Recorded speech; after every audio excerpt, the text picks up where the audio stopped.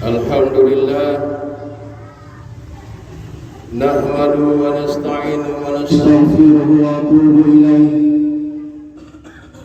wa na'udzu billahi min shururi anfusina wa min sayyiati a'malina man yahdihillahu fala mudilla lahu wa man yudlil fala hadiya lahu. أشهد أن لا إله إلا الله وأشهد أن سيدنا محمدا عبده ورسوله لا نبي بعده. اللهم صل وسلم على سيدنا محمد وعلى آله وصحبه أجمعين. أما بعد أوصيكم ونفسي بتقوى الله فقد فاز المتقون. Ma'asyiral muslimin, dengan jemaah-jemaah yang dimuliakan Allah Subhanahu wa taala, dengan mengucap alhamdulillah, selayak dan sepatutnya kita bersyukur kepada Allah Subhanahu wa taala, Ilah yang patut disembah, yang berhak disembah. Tiada sesembahan lain kecuali hanya kepada Allah Subhanahu wa taala, yang telah banyak memberikan nikmat kepada kita semua, terutama nikmat iman, nikmat Islam, serta nikmat berada di jalan kebenaran. Dan mengucap salawat kepada baginda Rasul, Allahumma salli ala Sayyidina Muhammad. Semoga selalu tercurahkan kepada baginda Rasul Muhammad sallallahu alaihi wasallam beserta keluarga dan para sahabat-sahabat beliau yang telah memperjuangkan agama tauhid ini hingga sampai pada saat hari ini, dan insyaallah sampai pada akhir zaman kelak. Semoga dengan rasa syukur kita kepada Allah Subhanahu wa taala,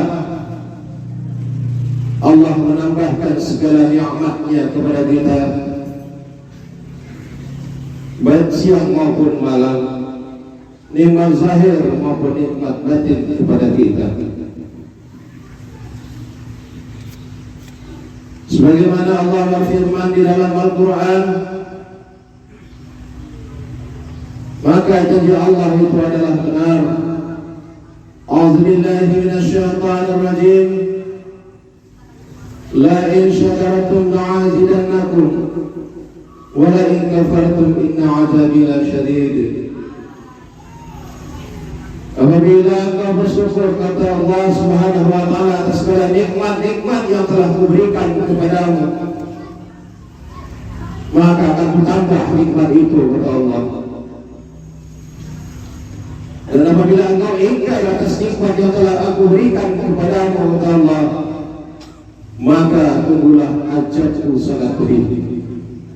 Quran Surah Ibrahim ayat 7. Pada diri kita terdapat dua unsur, yaitu ismul wujud dan ismul latif. Isim itu adalah tubuh. Tubuh yang wujud ini mempunyai tugas yang telah Allah berikan khusus. Seperti mata, Allah beri tugas khusus untuk melihat. Dan telah kita ketahui bersama, telinga Allah khususkan untuk bertugas mendengarkan. Adapun tanda sakit anggota tubuh kita, maka mata pendengaran tidak berfungsi dengan baik. Begitu pula dengan hati atau qalbu. Isimul latif, yaitu tubuh batin kita. Qalbu atau hati tidak mampu melaksanakan tugas yang diamanahkan Allah Subhanahu wa taala. yaitu beribadah kepada Allah Subhanahu wa Ta'ala semata, mencintainya, dan untuk selalu beribadah kepada Allah. Maka barang siapa yang lebih mencintai atau mementingkan sesuatu selain Allah Subhanahu wa Ta'ala, berarti hatinya sedang dalam keadaan sakit. Pada Jumat kali ini, dari berbagai macam penyakit kalbu atau penyakit hati, daripada penyakit riya, syirik, sum'ah, takabur, merasa berbangga diri, ada 5 penyebab hati yang akan kita sampaikan pada Jumat yang berbahagia ini. Yaitu yang pertama, sebab penyakit hati berbuat syirik kepada Allah Subhanahu wa Ta'ala. Syirik itu ialah jika seseorang menyebutkan Allah Subhanahu wa Ta'ala dengan selainnya, beribadah kepada Allah Subhanahu wa Ta'ala dengan selainnya, maka perbuatan yang sangat tercela dan terlaknat oleh Allah Subhanahu wa Ta'ala. Sebanyak apapun amal ibadah kita yang kita lakukan, baik siang maupun malam, apabila kita melakukan syirik kepada Allah, baik syirik zahir, syirik nyata, syirik yang samar, maka akan Allah laknat dan tidak akan pernah merasakan mencium bau surga. Orang yang terkena penyakit ini akan menjalani hidupnya di dunia ini dengan iman dan akidah yang cacat ataupun rusak. Hatinya selalu sakit.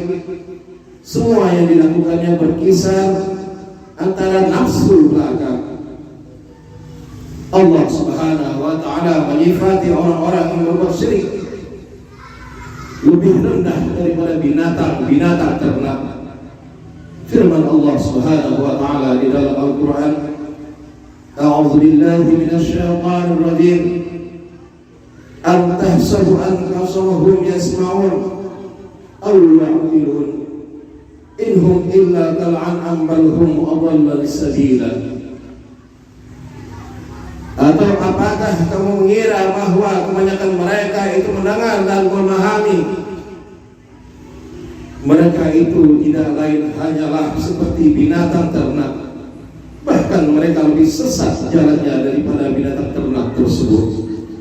Quran Surah Al-Furqan ayat 44. Sebab penyakit hati yang kedua yaitu bermaksiat kepada Allah Subhanahu wa Ta'ala. Apabila kemaksiatan telah menumpuk pada hati manusia, maka dia akan menghalangi pandangan hati sehingga tidak dapat melihat dengan benar, tidak dapat menyadari, memahami serta berfikir tentang ayat-ayat Allah Subhanahu wa Ta'ala. Jika maksiat telah terkumpul di dalam hati, maka dia akan mencengkeram sehingga hati manusia tidak menyenangi kebaikan dan tidak mau berzikir kepada Allah Subhanahu wa Ta'ala. Dan yang paling menyedihkan lagi, ia akan dikuasai oleh hawa nafsu jahatnya, sebagaimana Allah Subhanahu wa Ta'ala berfirman,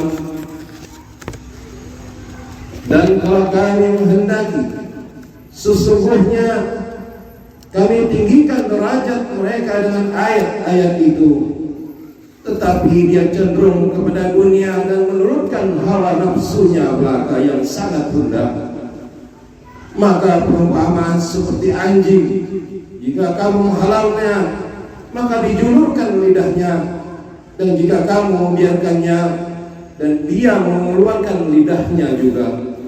Demikian itu perumpamaan orang-orang yang mendustakan ayat-ayat Allah Subhanahu wa Ta'ala.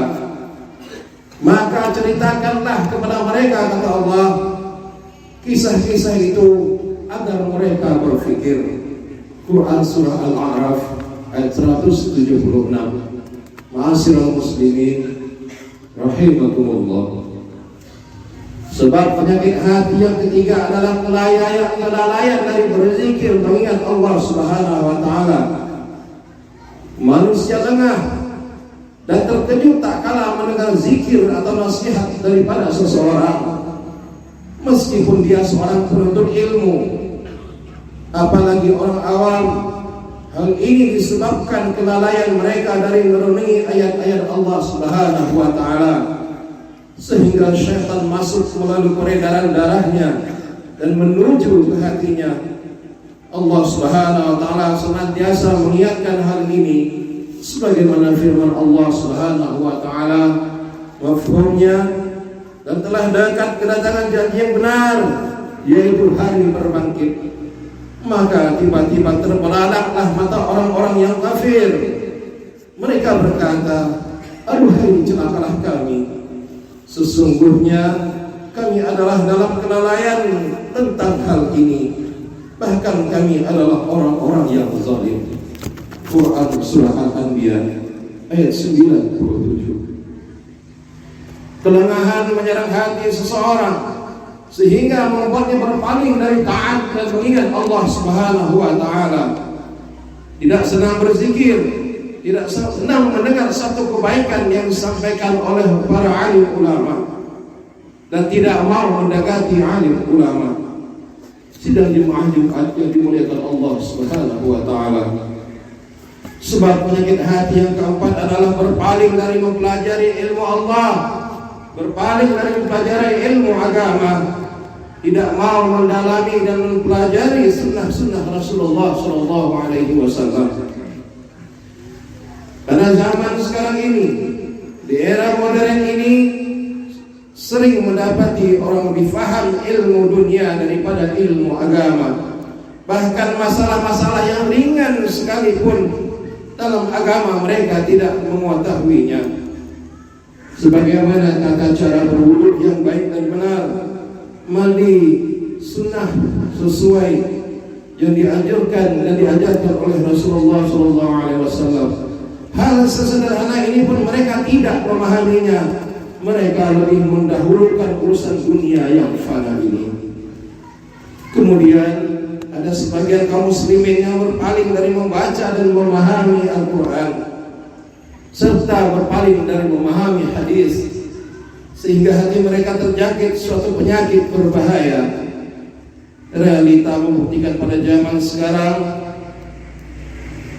mereka enggan belajar ilmu agama yang benar yang digali dari Al-Quran dan Sunnah berdasarkan pemahaman para pendahulu mereka yang soleh, seperti para sahabat Rasulullah SAW. Mereka suka mempelajari buku-buku karya musuh-musuh Allah, musuh-musuh Islam. Padahal Allah Subhanahu wa taala telah berfirman di dalam Al-Quran, mafhumnya, dan barang siapa berpaling dari peringatanku, kata Allah, maka sesungguhnya baginya perhidupan yang sempit, dan kami akan menghimpunnya pada hari kiamat dalam keadaan buta. Berkatalah ia, ya Rabbku, mengapa engkau menghimpun aku di dalam keadaan buta, padahal aku dahulunya adalah seorang yang melihat. Allah Subhanahu wa taala berfirman kepadanya, demikianlah telah datang kepadamu ayat-ayat kami, maka kamu melupakannya, dan begitu pula pada hari ini kamu pun akan kami lupakan. Quran Surah Taha ayat 124 sampai 126. Sebab penyakit yang kelima, sibuk dengan urusan dunia melupakan akhirat. Apabila seorang terjangkit penyakit ini, maka segala waktunya baik siang maupun malam ia habiskan untuk mengejar dunianya. Pikirannya terfokus dan tercapai keinginannya tentang hal dunia. Adapun akhiratnya dikesampingkan, sehingga tidak heran kalau kita dapat di masjid-masjid kaum muslimin ketika Jumat, khutbah Jumat dikumandangkan, mereka tertidur, tidak memperhatikan dengan khutbah, padahal mendengar dua khutbah tersebut adalah hukumnya wajib. Yang demikian karena mereka telah kelelahan dalam urusan dunianya. Kalaupun mata mereka tidak terpikir, tidak tertidur, tapi pikirannya lah yang terbang melayang bersama angan-angannya dan lamunan-lamunannya. Na'udzubillah, summa na'udzubillah. Kita khawatir inilah sifat yang difirmankan Allah Subhanahu wa taala, bahwa ia termasuk orang-orang yang lari dari berzikir dan mengingat Allah Subhanahu wa taala. Afala yatadabbarul Qur'an am ala qulubil aqlaha.